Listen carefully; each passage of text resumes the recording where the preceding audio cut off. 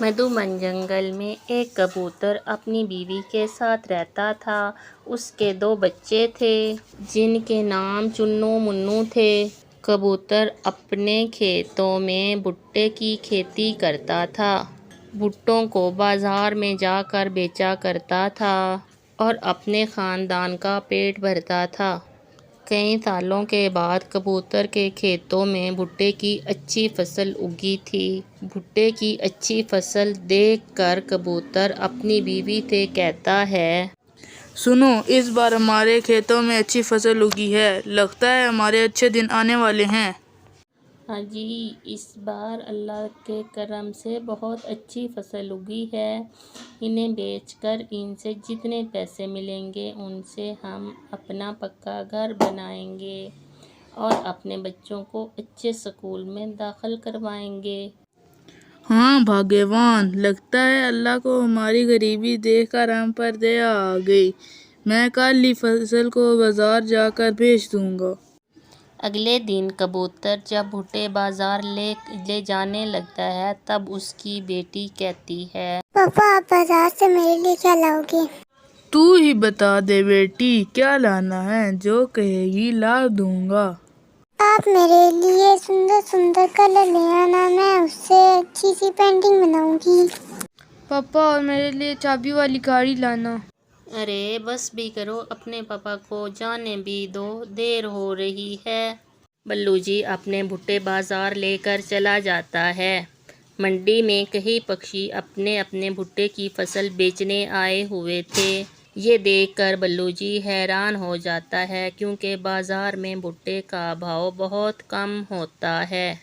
میں کیا کروں، منڈی میں تو بھٹے کا بھاؤ بہت کم ہے، اس سے تو ہماری لاگت بھی وصول نہیں ہوئے گی۔ اور بلو جی اپنا سارا بھٹا واپس اپنے گھر لے آتا ہے۔ سنیے جی، کیا ہوا؟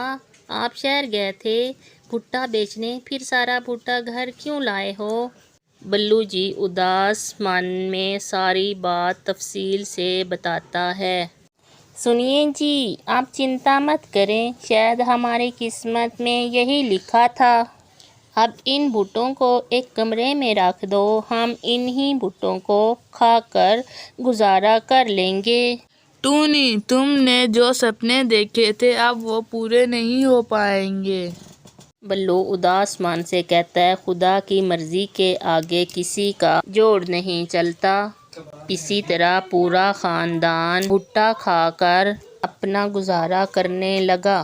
ایک دن ٹونی اپنی بیٹی کو جب بھٹا کھانے کو دیتی ہے، کیا ماں روز روز یہی بھٹے کھانے کو دیتی ہیں؟ مجھے ان بھٹوں کو نہیں کھانا، میں آپ کے ہاتھ کی کڑھی چاول کھاؤں گی۔ میں بھی کڑھی چاول ہی کھاؤں گا ورنہ بھوکا ہی رہوں گا۔ ٹھیک ہے، میں آج تم دونوں کے لیے کڑھی چاول ہی بناؤں گی۔ دونوں بچے یہ بات سن کر بہت خوش ہو جاتے ہیں اور پھر ٹونی کڑھی چاول ہی بنانے لگ جاتی ہے۔ ارے بیسن تو میرے پاس ہے ہی نہیں، کڑھی کیسے بناؤں گی اپنے بچوں کے لیے؟ تب ہی اس کے دماغ میں ایک آئیڈیا آتا ہے، کیوں نہ میں سوکھے بھٹے کو پیس کر اس سے کڑھی بناؤں۔ وہ ٹونی سوکھے بھٹے کو پیس کر اس سے کڑھی بنا لیتی ہے۔ آؤ بچوں، جلدی آؤ، تم دونوں کے لیے کڑھی چاول بن کر تیار ہو گئے ہیں، جلدی آؤ۔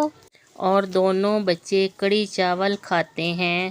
ماں، آج کی کڑھی تو پہلے والی کڑھی سے بھی اچھی بنی ہے۔ پھر ٹونی بھی کڑھی چاول کھاتی ہے۔ اسے تو وشواس ہی نہیں ہو رہا تھا کہ بھٹے کی اتنی مزے کی کڑھی بنی ہے۔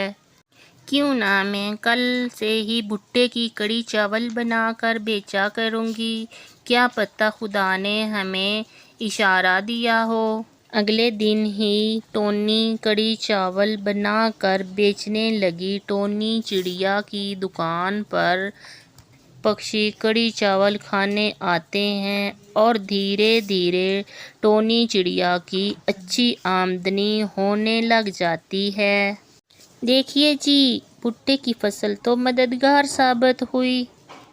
آپ ہر سال بھٹے کی ہی فصل اگایا کریں گے، اب ہمیں شہر میں جا کر بیچنے کی ضرورت ہی نہیں ہے۔ یہ لو کچھ پیسے، دونوں بچوں کا کسی اچھے اسکول میں داخلہ کروا دو۔ اور بلو ہر سال اپنے کھیتوں میں بھٹے کی فصل اگایا کرتا اور ٹونی کڑی چاول بنا کر بیچتی۔ دونوں دن رات محنت کر کے اپنا پکا گھر بنا لیتے ہیں اور خوشحال زندگی گزارنے لگ جاتے ہیں۔